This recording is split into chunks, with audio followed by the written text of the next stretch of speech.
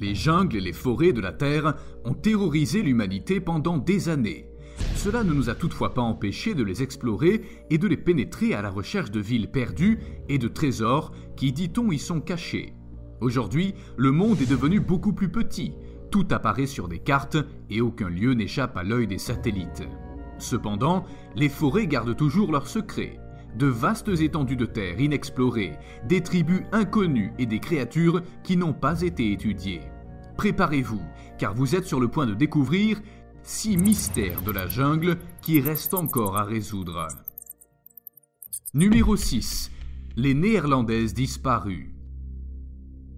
Le 14 mars 2014, les étudiantes Lisanne Vroon et Chris Kremers ont fait un voyage des Pays-Bas au Panama, où elles avaient l'intention d'aider les communautés locales, de travailler avec les enfants, d'apprendre l'espagnol et de se détendre un peu. Cependant, lors d'une promenade dans la jungle près de la ville de Boquete, tous deux ont mystérieusement disparu. Les jeunes femmes avaient engagé un guide dans le but de visiter Boquete et de connaître ses environs. Mais la veille de la visite guidée, elles ont décidé d'explorer sans compagnie la zone entourant le volcan actif Barú, en direction de la division continentale. Selon un expert en géographie, ce tronçon est relativement facile à explorer et la plupart des touristes qui s'y perdent reviennent sans aide ou rencontrent des équipes de recherche. Kremers et Vroon sont allés dans la forêt le long du chemin du pianiste, avec seulement un sac à dos et Azul, un chien connu de toute la communauté et qui les aurait suivis sur le sentier. C'est la dernière fois qu'elles ont été vues vivantes. Les gens ont commencé à soupçonner que quelque chose s'était passé lorsque le chien est revenu seul de la promenade. Dans les jours qui ont suivi la disparition des étudiantes, les autorités ont mené des recherches à pied et par avion. Et après une recherche exhaustive, de petits fragments d'os appartenant aux jeunes femmes ont été trouvés, ainsi qu'une chaussure de randonnée appartenant à Kremers qui contenait encore un pied à l'intérieur. Bien que les circonstances exactes de leur disparition restent un mystère, les filles ont laissé une mystérieuse galerie de photos dans un appareil photo. Beaucoup d'entre elles ont été prises 2 heures seulement avant qu'un appel d'urgence a été passé, auquel personne n'a répondu. Et comme si cela n'était pas assez étrange, au moins 90 autres photos ont été prises après leur disparition. Tout cela la nuit et sans montrer les filles en vie. Se sont-elles perdues et sont-elles tombées d'une falaise ? Est-ce leur tueur qui a pris ces photos ? Le monde ne saura peut-être jamais ce qui est arrivé à ces 2 filles, mais nous espérons qu'elles ont trouvé la paix. Numéro 5. Le serpent géant du Congo. En 1959, Rémi van Lierde a servi comme colonel dans la force aérienne belge sur la base aérienne de Kamina au Congo, occupée par la Belgique. De retour d'une mission en hélicoptère dans la région du Katanga, il a déclaré avoir vu un énorme serpent en survolant la jungle. Van Lierde a décrit le serpent comme un animal d'environ 15 mètres de long avec une tête triangulaire de 60 cm de large par 1 mètre de long. Si ces estimations étaient exactes, ce serpent entrerait dans la liste des plus grands serpents qui ont jamais existé. Van Lierde a décrit le reptile comme ayant des écailles supérieures vert foncé et brunes et le dessous blanc. Quand il a vu le serpent, il a fait faire demi-tour au pilote et est retourné à l'endroit où se trouvait la bête. La bête a levé son corps en feignant de frapper l'hélicoptère et a donné au colonel l'occasion de voir son ventre. Cependant, il volait si bas que Van Lierde considérait qu'il se trouvait à une distance dangereuse. Il a donc ordonné au pilote de repartir. Dès lors, la créature n'a jamais été correctement documentée, bien que certains rapports suggèrent qu'un photographe à bord de l'hélicoptère a réussi à prendre une photo. Voici la photo en question.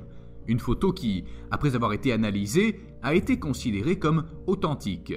On pense que l'étrange créature pourrait être un python des rochers africain d'une taille énorme, une nouvelle espèce de serpent, ou peut-être un descendant du serpent géant de l'Éocène, le Gigantophis. Numéro 4. Les Marikohi. Il y a plusieurs choses que la forêt amazonienne a gardées secrètes au fil des ans. Cependant, l'un de ses plus grands secrets pourrait être une certaine tribu qui habitait cette forêt. Il s'agit d'une bête féroce qui a été vue à de nombreuses reprises pendant plusieurs siècles, tant par les tribus sud-américaines que par les explorateurs occidentaux. L'histoire vient d'un homme nommé Percival Fawcett, un explorateur britannique qui a parcouru la forêt tropicale pendant des années, en écrivant souvent sur ses aventures. En 1914, il prétend avoir pris contact avec une tribu connue sous le nom de Marikohi, des créatures poilues semblables à un Sasquatch qui ne pouvaient communiquer que par des grognements.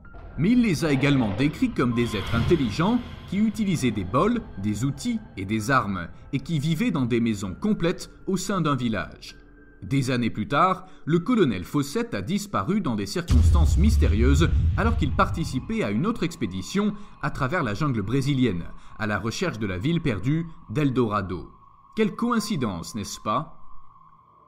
Numéro 3. Les civilisations perdues.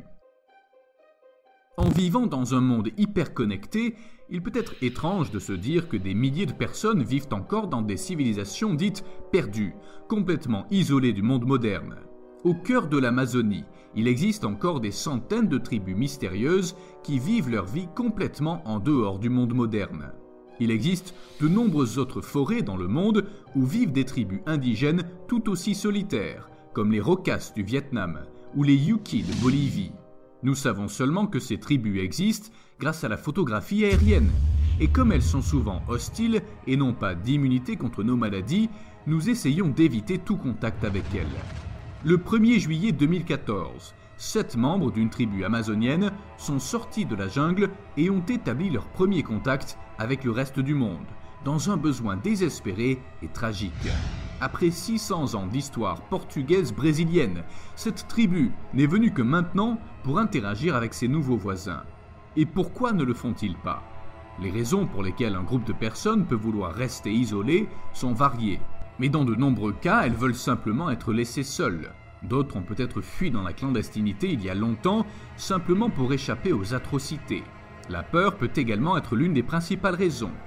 Si vous faisiez partie de ces tribus, aimeriez-vous rester en contact avec le monde extérieur ou devrions-nous les tenir à l'écart des choses horribles dont l'humanité est capable? Génocide, racisme, guerre. Numéro 2. Les anneaux de l'Amazonie. La récente découverte d'une série d'anneaux dans le sol de l'Amazonie occidentale est, outre l'une des plus inattendues, l'une des plus importantes découvertes archéologiques de notre époque. Ces étranges dessins, parfois jusqu'à 6 en un seul endroit, ont un diamètre allant de 100 à 300 mètres, avec des tranchées pouvant atteindre 11 mètres de large et environ 4 mètres de profondeur. Ils ont été mis au jour après la déforestation massive qui a touché la région dans les années 1980, dans le cadre du projet de colonisation de l'Amazonie. Le nombre de cercles est stupéfiant. Plus de 450 sites ont été cartographiés avec ces géoglyphes sur une superficie d'environ 13 000 km² dans l'état d'Acre au Brésil et d'autres sont signalés. En fait, ces dessins apparaissent partout où il y a de l'exploitation forestière dans la forêt tropicale. Que sont-ils et pourquoi sont-ils si nombreux? Si les recherches menées par les archéologues brésiliens et finlandais depuis 15 ans nous ont permis de mieux comprendre ces étranges dessins sur Terre, de nombreuses questions demeurent. Nous savons que ces anneaux sont le produit de l'activité humaine et qu'ils ont été creusés il y a longtemps, avant même l'existence de la forêt amazonienne. Il semble que ces monuments architecturaux, principalement des cercles et des carrés parfaitement géométriques, étaient utilisés sporadiquement à des fins cérémonielles. Les gens se réunissaient probablement dans ces lieux pour célébrer des événements annuels importants comme la saison de la cueillette des fruits ou des événements sociaux comme les naissances, les mariages et les enterrements. On sait également que les pots cassés, trouvés près des entrées, peuvent avoir contenu de la nourriture et des boissons consommées par les participants avant d'être laissés comme une sorte d'offrande. Qui a vécu ici reste un mystère, donc tant que nous ne l'aurons pas approfondi, nous ne pourrons pas en être sûrs. Numéro 1. La cité perdue des géants. De nombreux mythes et légendes anciens parlent d'humains géants qui erraient autrefois sur la Terre. Mais auraient-ils pu réellement exister? C'est ce que pense une équipe d'explorateurs et de chercheurs, après avoir découvert ce qu'ils croyaient être un ancien complexe de pyramides dans une zone reculée de la forêt amazonienne équatorienne. C'est un domaine qui n'est pas connu du grand public, ni même des habitants du pays. L'auteur et chercheur Bruce Fenton a effectué une analyse des résultats et pense que le complexe pourrait être la ville perdue des géants. Ils ont trouvé une structure de type pyramidal extrêmement grande, d'environ 80 mètres carrés à la base et 80 mètres de hauteur, avec des murs très raides. La structure est abandonnée depuis des milliers d'années et a été construite avec d'énormes blocs de pierre de 2 tonnes. Mais si la pyramide elle-même est fascinante, les outils qui ont servi à la construire le sont tout autant. Des outils si grands qu'il serait impossible à utiliser pour un homme de taille normale. Cela a amené Fenton à soupçonner qu'il s'agit de l'une des légendaires cités perdues des géants, bien connue dans les légendes locales équatoriennes dans la zone amazonienne. Ce type de lieu génère une grande peur chez les membres des tribus de la jungle d'aujourd'hui, car ils considèrent qu'ils sont protégés par des gardiens spirituels ou par des êtres qui ne sont pas de ce monde. On disait que cette région particulière était un grand lieu de rencontre pour les tribus.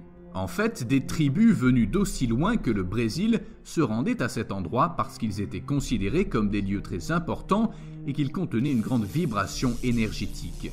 Donc, si les géants vivaient vraiment dans cette région, que leur est-il arrivé exactement? Quelle était leur taille? Est-il possible que certains d'entre eux aient survécu en allant dans la jungle? Peut-être qu'un jour, nous le saurons. Les forêts tropicales ont encore beaucoup à nous dire. Saviez-vous qu'en 1971, une jeune fille de 17 ans, Juline Coepsch, a survécu à un accident d'avion? Si vous voulez en savoir plus sur cette histoire, regardez cette vidéo.